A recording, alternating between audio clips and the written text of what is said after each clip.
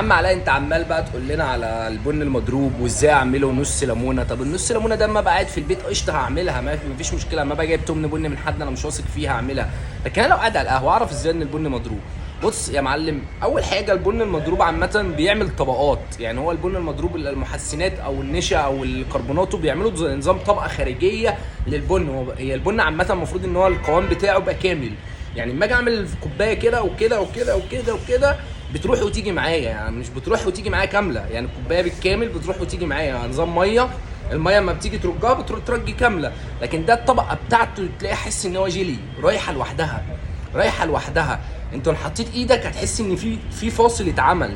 هو خلاص بقى في فاصل بين البن والقوام. يعني هو اللي فوق ده مش بن، هو اللي فوق ده المواد بتاعت المحسنات والكربونات بتطلع الوش.